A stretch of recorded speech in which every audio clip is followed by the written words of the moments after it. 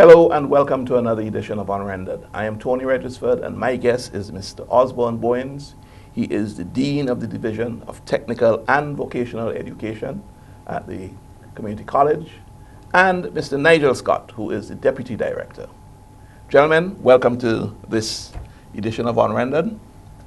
Thank you very much. Thank you for having us. And I introduced this program by saying that you are in the news, you meaning the college. Yes. And I want to get into that, but before I do, I want to find out from both of you, basically, what role do you play at the college?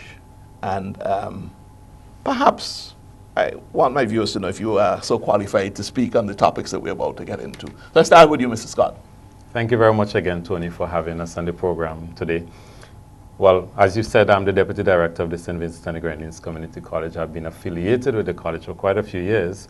I've been Deputy Director since November 2009. Okay. But even prior to that, I functioned as a lecturer at what is now the Division of Art Sciences and General Studies from 1997 to 2005. So I've been at the institution for quite a while. My initial training, of course, is in sciences. I have a BSc in natural sciences and an MSc as well. But I also hold a postgraduate diploma in education and a master's in education from the postgraduate diploma from UTEC in Jamaica, and a master's in education from the University of the West Indies. As Deputy Director of the institution, it is my responsibility to oversee things like new programs and new developments. So I was part of the process of developing the associate degree programs at our Division of Art Sciences and General Studies, where I was acting Vice Dean for a while before I became Deputy Director. So I've been involved essentially from the inception of these programs at that division. So I'm speaking to the right man. Yes. And Mr. Bowens. Thank you very much, Tony, for having me. My name is Osborne Bowens. As you said, I have been with the St. Vincent and Grenadines Community College since sometime 2005 with the Division of Teacher Education as a lecturer. After moving in 2009 as the Deputy Dean at the Division of Technical and Vocational Education, and eventually in 2011 or 2010 as the Dean at the Division of Technical and Vocational Education. I am primarily responsible for the day-to-day functioning of management at the Division of Technical and Vocational Education. But in 2009, when I was transferred to that division, my primary responsibility then was the conversion of the certificate programs into associate degree programs at that division. And from then ensuring that with my curriculum and assessment background to ensure that we constantly monitor how these programs are evolving and ensuring that they are functioning as they ought to in respect of ensuring that they allow students to matriculate and to move on to higher level education. Okay, well, you know, I look at the newspapers. I'm using the newspaper here as my source. I saw some stuff on the internet as well, and I've seen in the other newspapers. But essentially, opposition leader bashes government over non-accreditation of community college. I'm not going to read the article, but I'm going to pull out the essence of what's being said here. The opposition leader is saying that basically your associate degrees are not worth the paper it's written on. The students complete the program to find out that the program is not accredited. So we're going to get down and explain what accredited means, right? In essence, what he's saying is that this does not give you any advantage if you are to move on to a university program, to the University of the West Indies is what is mentioned here. I think I'm summing up what he said fairly correctly so far, okay? And it's a waste of the students' time, essentially. They've wasted not just money, but the inconvenience of time. And really and truly, you have been dishonest. You may not have said that in those words, but by giving people the impression that, you know, they're doing programs that can help them to matriculate onto a full degree program. So I'm throwing that out, and I'm going to ask you to just jump in and tell me what of these allegations you're about to defend. Tony, sometimes when persons say something, they omit certain aspects of it, and then people get the wrong impression. I am not sure that everybody understands what accreditation is. So let's deal with accreditation. What is accreditation? Let's start with what accreditation is. Accreditation is a very systematic process that is not done by an educational institution. No educational institution can accredit somebody else's programs.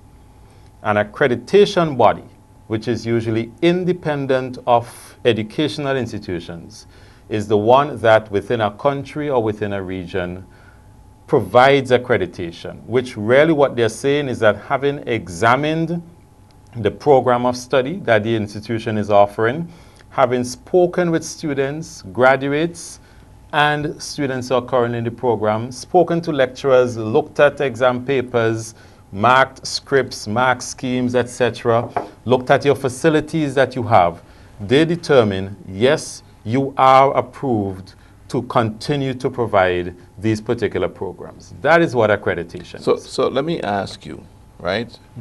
In the case of St. Vincent, there is a local accreditation. There's a very new national accreditation board, just a few years old. Right. And what the college has done is we have begun the process of accreditation. We have had to submit to the National Accreditation Board a document that turned out to be about 96 pages, which detailed all of the programs we offer at all divisions of the college, numbers of students in each program, numbers of students who have graduated for the last 3 years, staff, qualifications, facilities, all of those things, we have provided them with a document. On the basis of that document, the National Accreditation Board last year, 2013, said, you are now a registered institution. We received our certificate of registration along with several other institutions, medical schools, etc. in St. Vincent and the Grenadines. So the question is, and maybe Mr. Bowens will want to jump in here, the National Accreditation Board will do similar exercises for any educational institution that is operating here? Yes. I suppose Yes. at the tertiary level or maybe below tertiary level? Tertiary level, post-secondary tertiary level. Right. You apply for it. Yes. And then they will ask you to complete these documents. That registration is pre-accreditation. Thereafter, there are a number of things that need to be done, including self-study within the institution, and that is where we are at now, doing a self-study. But you cannot be accredited before you start a program. Right. And that's very important for persons to understand. You cannot receive accreditation for a program before you begin the program. It does not work like that. We're going to get into this, but I want to get the accreditation board very clear in my head. Who would typically comprise an accreditation board? I mean, what I'm getting at is what makes them authentic? I mean, if you wanted, let's say, for example, the government wanted to hoodwink people at the technical college and the community college, well, the community college, period, is a bona fide institution. Yeah. And they appoint an accreditation board to say that. How do we know that the accreditation board is in fact authentic? Well, the National Accreditation Board, I mean, they can speak for themselves, but there are a facility that has resulted from an act of parliament. So they are developed. They're usually comprised of experts in a variety of fields. But one of the things that I should point out very importantly is that after this pre-accreditation period, and we have done our self-studies, the accreditation board comes up with a team that comes into the institution. Now, for transparency purposes, that team is usually comprised of experts in the different areas from within the country, from outside of the country. And given that we are a new accreditation board, I would suspect that they would use persons from a number of persons from outside of St. Vincent and the Grenadines, experts in their field, who will come. There would be experts in teacher education, experts in tech voc education, you know, the whole gamut of things that we offer to do that final visit before you are accredited. So while the board itself is generally made up of persons within the particular country or region, when they do an accreditation visit, the team is usually far wider than that. So we can safely say that the National Accreditation Board is, bona fide. It's worth its salt, to put it in layman's terms. But if I may say, I want to think that the members of the Accreditation Board, as Mr. Scott indicated, would at some point speak on this matter. But having been appointed, I am sure that they have done some work in terms of what other accreditation boards across the Caribbean would have been doing. Right. I would want to think that they have visited accreditation board in Barbados, for example, in Jamaica, for example, and they're using the best practices from those accreditation boards to help them to design their how they're actually going to be studying these institutions in St. Vincent and Grenadines. Importantly, is that an accreditation board is part about ensuring, looking for quality assurance measures that an institution has. Right. So how are you ensuring that you deliver quality to your student? Quality in respect of the programs that you have, quality in respect of how you ensure that students can seek redress for any issues that they might have in respect of whether they fail an exam, and there are systems in place to make sure that they can ask how they fail the particular exam. In respect of ensuring that lecturers are, or the teachers, the facilitators are delivering quality to the students. Right. So they ensure they come and they look at all that's happening within the institution. And importantly, that Mr. Scott said, is that this has to happen over a period of time. Right. Because when you begin the process, the accreditation board must look at those processes over time. And it usually takes a period of 3 years. So you must run your programs in a cycle of 3 years before the accreditation board can say, okay, we looked at you over this period of time and we determined that you have been doing things well. And it is not an end process. Yes. It is something that happens over time. We will continuously look at So, it. so I get And you have to be reaccredited as Right. well, Tony. Even when you get your accreditation, Right. you have to be reaccredited, within another 5 or so So years. it's not like a driver's license. Once No. you have it, No. No, there's not no at all. further It test. doesn't work that way. Right. So you have to go and be re-examined, as it Yes. were. Right. But let me ask you. I see where you're going, and you're saying that this is a process, and you cannot start a program, as in any program that you offer at the college, an associate degree, for example, program. You can't start it today. And it's already been given accreditation. No. It's impossible. It has to run. No. It must run. Now, Yes. is this standard for other educational institutions worldwide? It is. It is. That is a standard worldwide. The only thing I should mention here, Tony, if you franchise a program, that is, you pay to use somebody else's program, That has already gotten accreditation. that program has already gotten accreditation. Yes. What that institution will do, and we have programs on franchise from the University of West Indies, University of Technology, Jamaica Theological Seminary. They will send a team in because they have to protect their accreditation.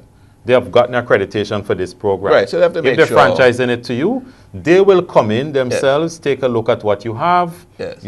who's going to be teaching, where the students are coming from, what the entry qualifications will be, and then when they say, yes, you can franchise this program, you are now franchising a program that is already accredited. So it's the franchise template is like a fast food chain, say Subway, Yes. for example. Subway, for the owner of Subway here to operate under the franchise owners, Right. or the people who give them the franchise, must be satisfied that the kitchen comes up to spec, the staff, the level of customer service is up to spec, the standard of the bread, if we use in Subway, Right. the fill-ins, all those things have to be approved Yes. because they don't want to have their name or their Tarnished. reputation Right. tarnished. All right, but we are actually at the end of the first segment, and I know we haven't even started to take the flesh off the bones. So when we jump back into the second segment, we would continue to look at the process of accreditation, but I want us to focus in particular on the associate degrees that you offer, Yes. one by one, and let's see what the status is Sure. of them. Excellent. When we come back. You're looking at Unrendered on IKTV. My guests are Mr. Nigel Scott and Mr. Osborne Bowens, and they are senior staff members with the St. Vincent and the Grenadines Community College. More with them when we come back.